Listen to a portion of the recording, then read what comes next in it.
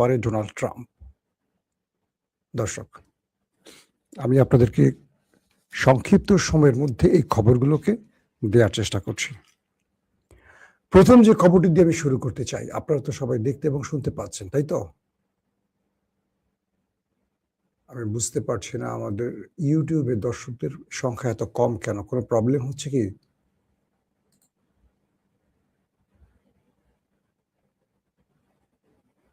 আপনারা কি শুনতে এবং দেখতে পাচ্ছেন ক্লিয়ার? আমাকে একটু কমেন্ট করবেন, কোনো প্রবলেম থাকলে আমাকে জানাবেন।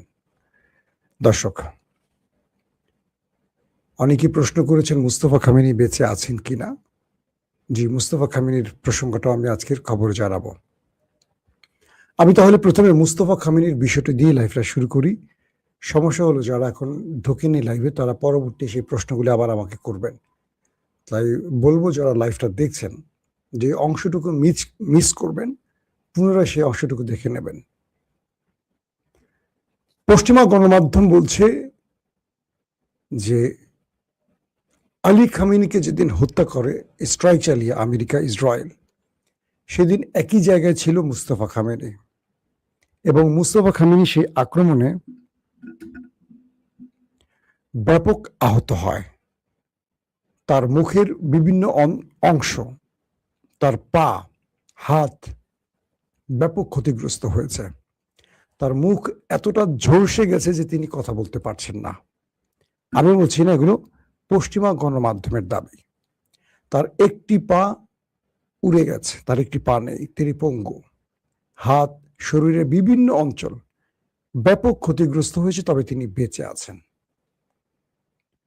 পশ্চিমা গণমাধ্যম দাবি করছে যে মুস্তফা খামেনিকে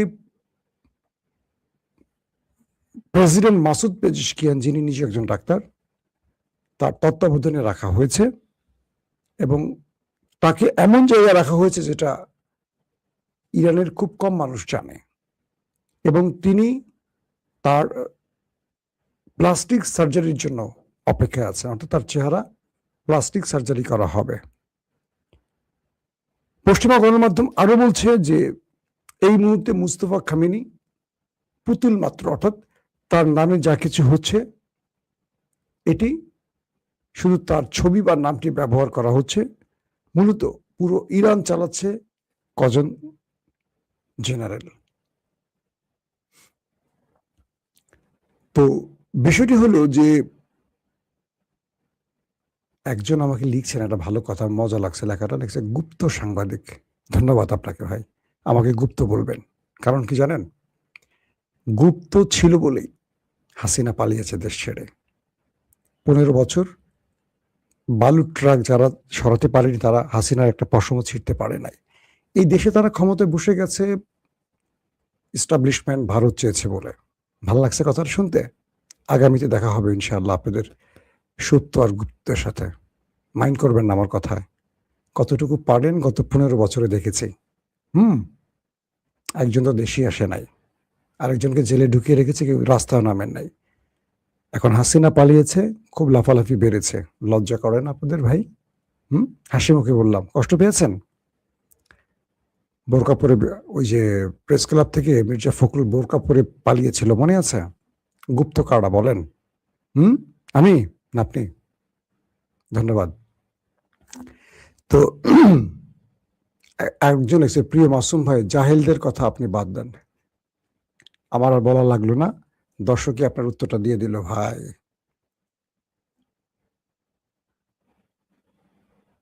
আমাকে নোবেল দেওয়া উচিত, আরেক ভাই লিখছেন, ধন্যবাদ। তো বলা হচ্ছে, পশ্চিমা গণমাধ্যমগুলো আরো বলছে যে কয়েকজন জেনারেল মূলত ইরান চালাচ্ছে, মুস্তফা খামেনি এই মুহূর্তে চালাচ্ছেন না। আমি বলছি যে এই কথাগুলো পশ্চিমা গণমাধ্যম সত্য না মিথ্যা বলছে, তার দুটো প্রেক্ষাপট যদি আমি উদ্দেশ্য করে বলি আপনাদের। এরকম মূলত ডোনাল্ড ট্রাম্প এবং ইসরায়েল মুস্তফা খামেনিকে হন্য হয়ে খুঁজছেন। তারা চাচ্ছেন যে কোনোভাবে মুস্তফা খামেনির অবস্থান জানার জন্য, কারণ তাদের সবচেয়ে বড় টার্গেট এখন মুস্তফা খামেনি। তো পশ্চিমা গণমাধ্যম এই সংবাদগুলো করার পেছনে উদ্দেশ্য দুটো হতে পারে। এক, তারা যা বলেছেন সত্য বলেছেন। দুই, তারা মুস্তফা খামেনির অবস্থান জানার জন্য এমন সংবাদ দিয়েছেন যাতে মুস্তফা খামেনি এই সংবাদকে মিথ্যা প্রমাণের জন্য কোনো না কোনোভাবে গণমাধ্যমে বা কোনো একটা জায়গায় তার অবস্থানকে প্রমাণ করে যে না, তিনি ঠিক আছেন, আমেরিকায় খবরগুলো মিথ্যা দিয়েছে। তার মানে তখনই তারা মুস্তফা খামেনির টার্গেট কনফার্ম করতে পারবে। এক, আবার যদি আমেরিকা ট্রাম্প বা পশ্চিমা গণমাধ্যম এত নিখুঁতভাবে সংবাদ দিতে পারে, তার হাত উড়ে গেছে, পা উড়ে গেছে, মুখ উড়ে গেছে, ঝলসে গেছে, এটা, তাহলে পশ্চিমা গণমাধ্যম যে সোর্সে খবর পেয়েছে, ধরলাম আমেরিকা বা ইসরায়েলের ইন্টেলিজেন্স সোর্স, তাহলে তারা মুস্তফা খামেনিকে প্রাণে মারছে না কেন? আমি ধারণা করতে পারি প্রথমটা, যে তারা বলছে এটি আসলে মিথ্যা। তারা পশ্চিমা গণমাধ্যমগুলো এই খবর দিয়ে মুস্তফা খামেনিকে ক্যামেরার সামনে আনতে চায়, যাতে করে তাকে টার্গেট করতে পারে। তিনি হয়তোবা ভালো আছেন, সুস্থ আছেন, এটা আমার বিশ্বাস। দর্শক, দ্বিতীয় যে গুরুত্বপূর্ণ, সেটি চীন ইরানে থাকা তার সকল নাগরিকদের দ্রুত ইরান ছাড়তে বলেছে। 28 তারিখে যখন যুদ্ধটা শুরু হয়, তখন চীন ঠিক একইভাবে তার জনগণকে ইরান ছাড়তে বলেছিল, এবং পরপরই আমরা দেখলাম ব্যাপক অ্যাটাক শুরু হয়েছিল ইসরায়েল আমেরিকার পক্ষ থেকে ইরানের ভেতরে। আবার নতুন করে চীন ইরান থেকে তার সকল জনগণকে চলে যেতে বলেছে, দ্রুত নিরাপদ স্থানে চলে যেতে বলেছে। তার মানে হলো, ধারণা করা হচ্ছে যে কোনো সময় ইরানে আরেকটি বড় অ্যাটাক করতে যাচ্ছে সেই দেশ দুটো। এখন প্রশ্ন হলো, ইরান কি এই বিষয়ে কতটুকু প্রস্তুত? ইরানের পক্ষ থেকে বলা হয়েছে তারা শত্রুকে মোকাবেলার জন্য সর্বোচ্চ প্রস্তুত আছে। পূর্বে যেভাবে শত্রুকে পরাজিত করেছে, এবার তারা পরাজিত করবে। আমেরিকা এই যুদ্ধবিরতির কদিনে নিজেকে প্রস্তুত করেছে, বিষয়টি এরকম নয়, ইরানও নিজেকে প্রস্তুত করেছে। এবং বলা হচ্ছে যে ইরানের ভেতরে এই মুহূর্তে তারা মুখিয়ে আছে ওই দেশ দুটোকে একটা বড় শিক্ষা দেওয়ার জন্য। যেমন ধরেন, আমেরিকা ইরানে যে আক্রমণ করবে, তার আরেকটি সিমটম পাওয়া গেছে। আমেরিকা এই মুহূর্তে ইরানকে অ্যাটাকের জন্য তার অনেকগুলো রণতরীকে এই অঞ্চলে নিয়ে এসছে, এবং এই রণতরীর ভেতরে আকাশ প্রতিরক্ষা সিস্টেম বসানো হয়েছে। বলা হচ্ছে আমেরিকার 3টি রণতরী এই যুদ্ধের জন্য প্রস্তুতি নিয়ে এসছে। এর মধ্যে একটি অ্যারাবিয়ান সিতে অবস্থান করছে, এবং অ্যারাবিয়ান সি থেকে এই যুদ্ধ পরিচালনা করবে সেই রণতরীটি। দ্বিতীয় রণতরীটি আছে রেড সিতে, এবং সেখান থেকে ইরানের বিরুদ্ধে লড়বে, বা সেই রণতরী থেকে কন্ট্রোল করা হবে যুদ্ধ বিমান, ড্রোন সহ যেই বিশাল বাহিনীটা আছে, সেখান থেকে তারা ইরানের সাথে যুদ্ধ করবে। 3 নম্বর গ্রুপটি আছে ইসরায়েল নিকটবর্তী একটি অঞ্চলে, অর্থাৎ এখান থেকে একদিকে ইসরায়েলকে নিরাপত্তা দেওয়ার চেষ্টা করবে। এখানে কিন্তু আকাশ প্রতিরক্ষাটা বসানো হয়েছে। ইসরায়েল অঞ্চলে যে রণতরীটি আছে, মার্কিন রণতরী, এটার মধ্যে কিন্তু আকাশ প্রতিরক্ষা সিস্টেম বসানো হয়েছে, এবং এখান থেকে একদিকে ইসরায়েলকে রক্ষা করার চেষ্টা করবে, অন্যদিকে ইরানের বিরুদ্ধে লড়াই করবে। তো সবকিছু মিলে এইটুকু বোঝা যাচ্ছে আমেরিকা ইরানের বিরুদ্ধে একটা বড় যুদ্ধের প্রস্তুতি নিচ্ছে। দর্শক, আমার ভিডিও কি আটকে গেছে? আমি দেখতে পাচ্ছি আটকে গেছি আমি। এখন কি হবে বলেন? এই জাতি তো আটকে গেছে।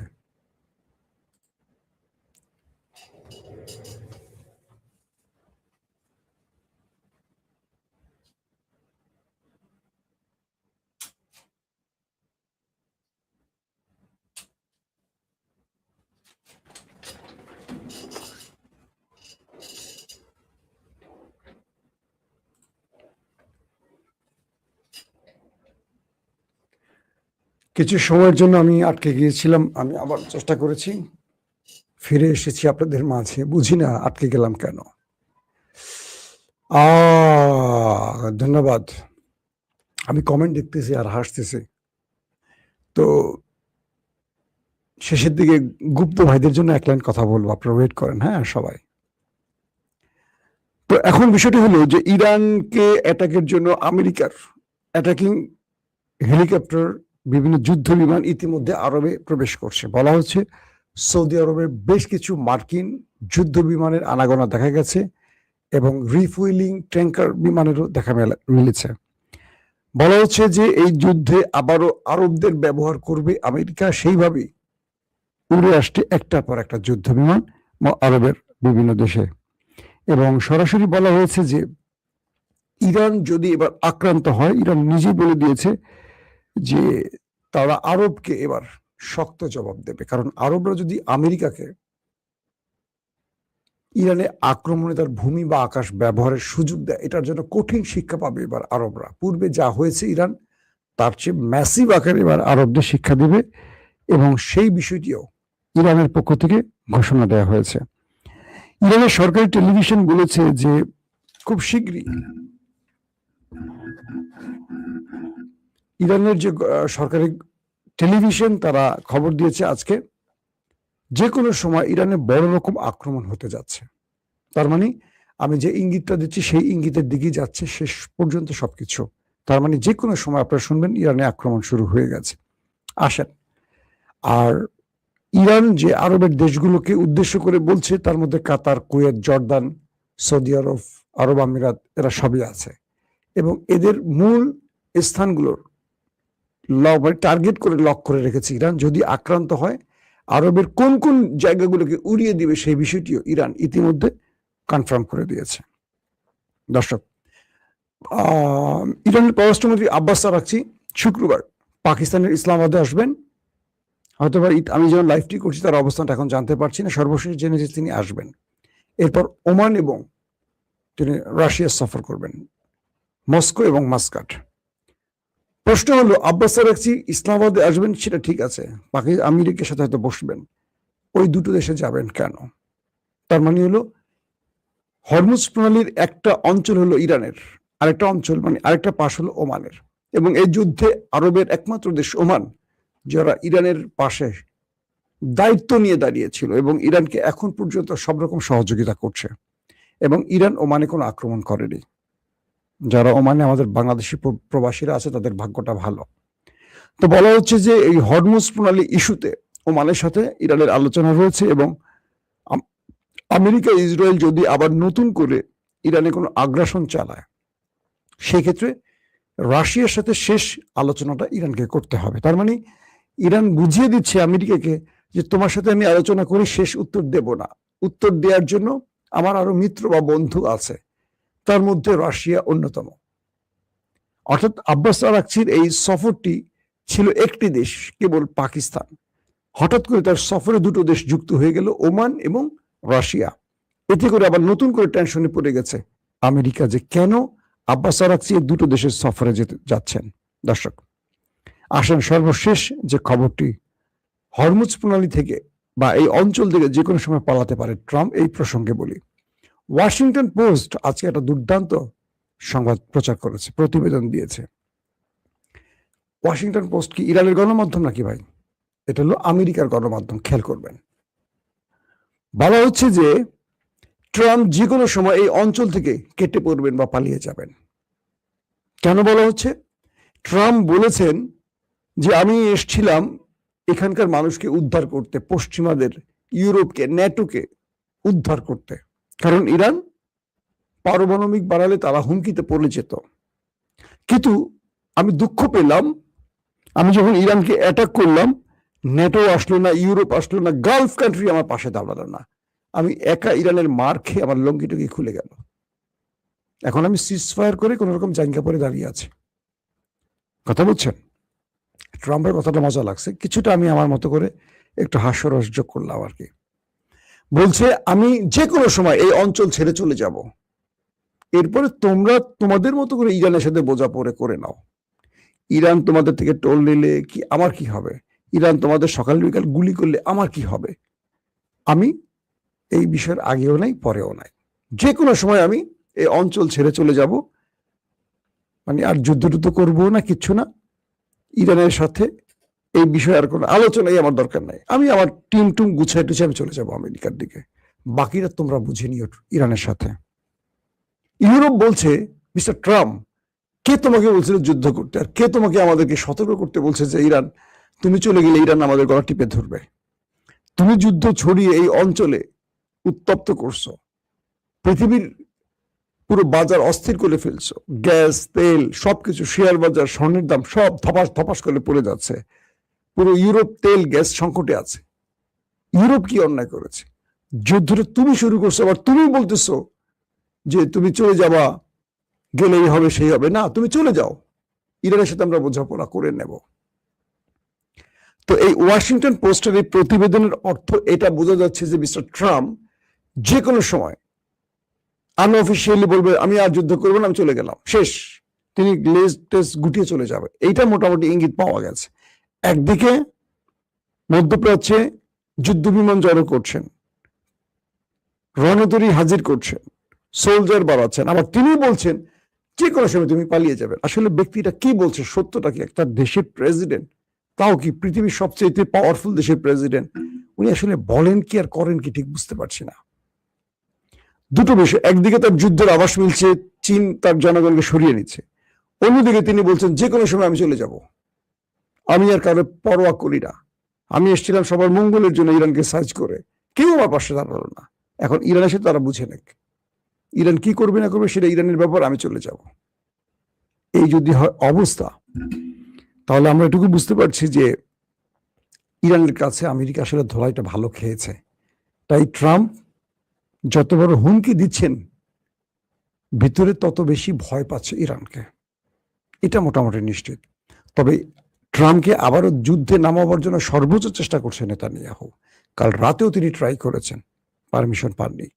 শেষ পর্যন্ত যদি আবারও ইসরায়েল ইরানের বিরুদ্ধে এই যুদ্ধে জড়িয়ে পড়ে, আপনারা কনফার্ম থাকেন এবার নেতা কাকু ভয়াবহ বিপর্যয় দেখতে যাচ্ছে, কারণ ইরান এবার ঘোষণা দিয়েছে মানচিত্র থেকে তাদের মুছে ফেলবে। সো তারা হয়তো থার্ড টেম্পল তৈরি করবে, তারা হয়তো তাদের মাসি দাজ্জালকে আনার জন্য কাজগুলো করছে, কিন্তু কোরআনের ভাষা বলছে কারা পরাজিত হবে সেটা আপনারা জানেন।